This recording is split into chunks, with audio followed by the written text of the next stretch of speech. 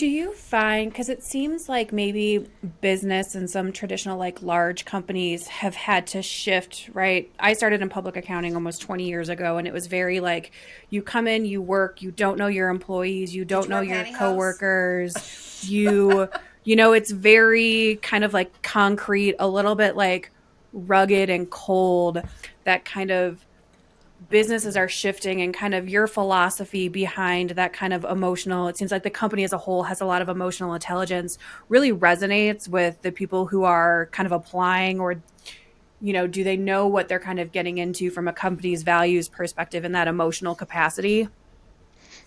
Yeah, well, it's funny because we see this earlier on in the interviews with some of our candidates, and they might be a little buttoned up, and it takes a while. Even some of our new hires, it takes a few months for them to really feel comfortable and feel safe to open up and be themselves. I can't really speak to what the rest of the world is doing because I'm Correct. the quintessential millennial here, and I'm so spoiled and lucky that the companies and the mentors and people that I've worked with, I've really just attracted things that are aligned with me. And I'm not really comparing myself to anyone else. Like I'm trying to figure out like what does the best mean to me, and how do I roll that out? But safety, feeling safe on the team is a big one. And you know what? If you're quiet and a little reserved, that's okay. If you're zany, that's okay. Like there's no one perfect mold for every single person. I wouldn't even say that at TaxValet we have a I call it the culture, capital CULT, so our culture. But we don't really have, I think, like a vibe. Like every single person is really unique in their own way, even the Yeah, people who aren't that unique, because sometimes tax accountants just are kind of tax accountants, and that's okay yeah. too. Right. So Well, just yeah. creating an environment where it's okay to show up and be who you are, and you will be loved, accepted, cherished just as you are. Yeah, we have some really amazing attributes in each of our teammates, and they don't all do the same exact thing the same way. So Hmm. we try to source the work in ways that are effective for them, that they're going to love doing, Hmm. because they're really good at it. Hmm. So, and then other people are better at the other things. So, do you find that people do more repetitive things, or do you assign your group by like client? Like you're going to handle this client, and then you're going to have so many clients, or do they do? How do you do that to make sure that filings get done? How does that get a source to your groups? Oh, there's a lot there, right? So we have the new client onboarding team. They are doing the Nexus review, massaging the data out, doing the initial advisory, coming up with that sales tax action plan for where we're going to get Okay. permits, start dates. They're dealing with the tax settings. Then we have a separate team that's working on the sales tax permit registrations and everything involved with that. And then we have our sales tax accountants, which are dealing with the account after all the initial setup on a monthly basis. And then we Okay. track our capacity for that team. Well, it's changed over the years. So it used to be that we looked at it based on the amount of revenue. So okay, hey, each sales tax accountant has to have X thousands of dollars a month in terms of client revenue. We realized that wasn't a good system, so then we changed it to number of clients, and then we realized that wasn't a good system because one client can be really complicated and not a lot of money, Mm-hmm. or it could be a lot of money and a lot more simple. And so then we really narrowed in on it being based on the number of data channels, because the number of data Ooh. sources makes the Right. The ongoing work a lot manipulation. more complicated. Yep. But Judy, there's a whole project. It's been in the works for all year. We're rolling it out this year. We have new software we've been developing that's going to completely streamline and automate the data preparation and manipulation. And so, on average, our sales tax accountants have 13 clients each. We're going to be increasing that to about 17 by the end of the year, and just But pushing the not without envelope increasing their further. work. So it's not going to kill them. It's just going to make them more Exactly. useful. Yeah, it's Exactly. I good. mean, we're going to be growing in terms of clientele in 2023 by about 40%, and we're only hiring one sales tax accountant. And just keep in mind that Tax Valet is what, 41, 42 people right now. So Wow. it's pretty great. But, That is we're awesome. always keeping track of the capacity. We look at qualitative and quantitative capacity. So each quarter, every single team, we've got similar sort of survey, basically asking them how overwhelmed, stressed out they are. If they had one more client, would they be able to keep up with their client work? Would they be able to keep up with their special projects? Would they be able to keep up with their continuing education? And then that creates an index. And then we have our quantitative measures, which is here's our formulas for what our math is saying the capacity should be. And then if the formulas and the math that we've done don't match up with the qualitative surveys, then we know that our math is wrong and we need to rework that. And we've been reworking and refining this over and over. But it's these formulas that we use that we predict out over the next 3 years, and we say, here's how many sales tax accountants we need to hire. Here's how many new client onboarding managers or permit specialists that we need to hire in which month, to be aligned with our sales and growth forecasting, and that gets pushed into our financial forecasting. So we do profit and loss and balance sheet forecasting, I think 4 or 5 years into the future on a monthly basis, and it all just happens automatically. And so this has just been one of the key ingredients to our success, is just really understanding all of the different cogs and how they're all related to each other in this really complicated sales tax system. Because, I mean, there was a time, and I don't know if that's the case so much for you now, where you were like, we're not taking new clients. And it was on your website. Oh, yeah. Like, you had that at the beginning. Like, I'm like, okay, I want to send you something, Alex. And you're like, nope. Oh, yeah, absolutely. So you lose that because people are moving. I mean, you can't wait a year. I will say some of my clients that don't start take a year to decide to start. Like, they've done nothing. They don't have a process, and they just put it away, right? But if you've got a process and you need someone to do your returns, you got to get it done. So you're going to be shopping it, and you're going to lose that business. Do you feel like that? And that, do you feel like you ever get anybody that readdresses if you turn them away? Or is it just like there's somebody new next door or coming right down behind them? It's fine, right? How do you deal with that when you did that years ago? Oh, that's such a great question, Judy.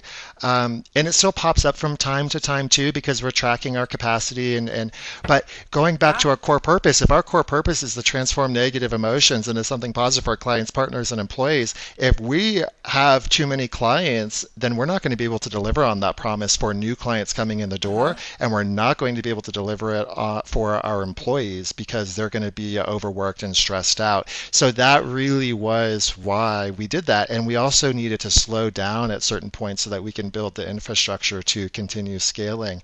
There have been some clients that have said, like, I want you and only you, and I know I'm accruing penalties and interest, but I want you guys so darn bad. And I'm like, oh, sheesh, so nice.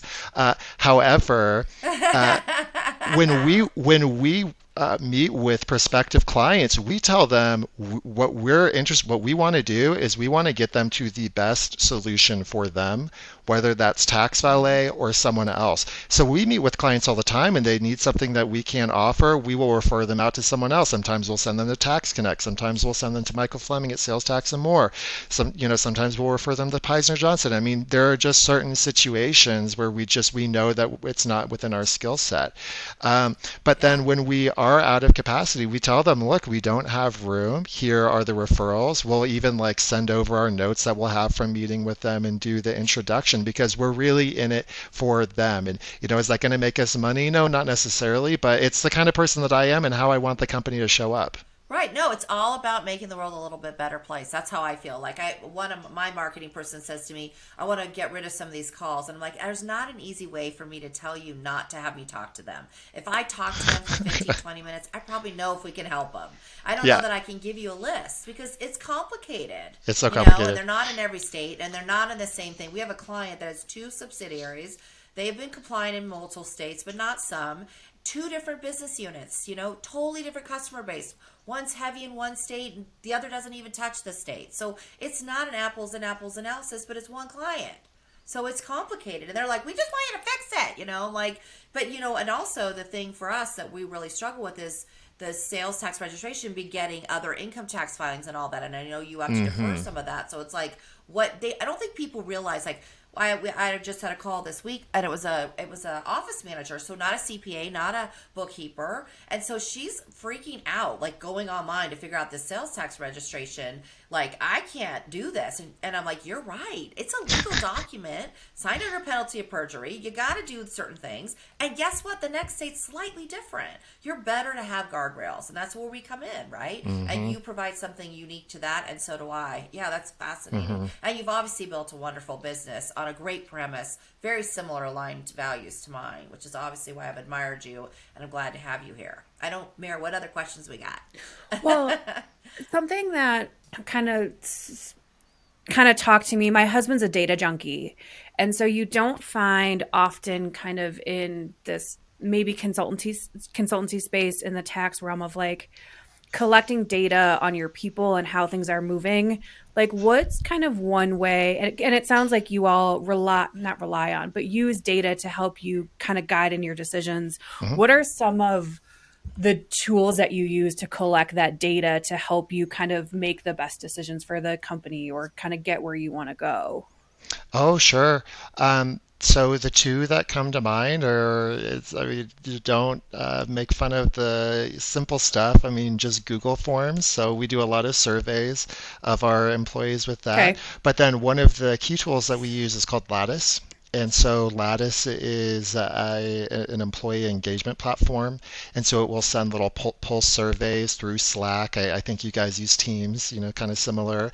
And it'll Yep. send a couple of questions each week asking about, I think there's like 100 questions in this inventory talking about workplace relationships and stress level and all these different things. And so we're able to see what is our employee NPS in real time, net promoter score. Is it going up? Is it going down? What are the areas that employees feel like they're getting support in or not getting support in? We're able to do surveys for different departments as well, and it's all anonymized feedback. So we look at that pretty regularly.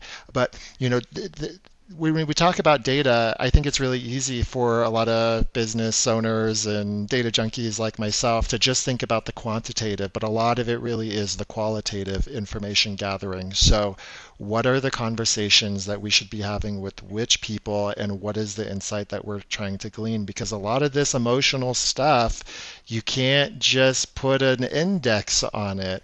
We need to figure out what's going on here and why. And so we do a lot of talking. We talk a lot. I talk a lot. I mean, as you know. So So, Alex, as we wrap up, you are our first recording of the new year. If you had one New Year's resolution for TaxValet, what would it be? yeah, so if I were to throw out a New Year's resolution, it's actually something that we're working on for the year, and we've got a lot of really big, juicy, exciting projects that we're working on. But one of the things that I'm the most excited about is being able to proactively identify issues with our clients that need to be escalated higher up in the chain of command before the client realizes it needs to be escalated and before the employee Yes. realizes it needs to be escalated. And then being able to look at these issues that are being escalated and pinpoint what's the root cause that was leading them to be escalated in the first place. So, was it a training issue? Is it topical? Do we need to build out more documentation? Do we need to set better expectations? Because we've done a really good job so far, but small problems become big problems as the company grows. And so we just don't have Yeah. a streamlined process for proactive issue identification and root cause analysis before it even becomes a problem. Well, Alex, thank you so much for being here. Thank you for sharing your story, the kind of basis of an emotions company. We don't often kind of get that perspective, and we really appreciate that time, the relationship that we have with Tax Valet. So, again, thank you so much for your time and for being here. Yeah, thanks so much for having me. I had a lot of fun. We got to talk about things that I don't usually talk with other people I outside of the know. Right? company about. Yes, you're a really big deal. I'm really glad to know you and connect with you and collaborate with you. I look to you as a sort of mentor in a way too, as I don't know, an ally, I should say. Ally. Yeah, Right? for sure. Ally. Thanks, Yeah. Judy. Yeah. Well, this has been another episode of SALTovation. Till next time.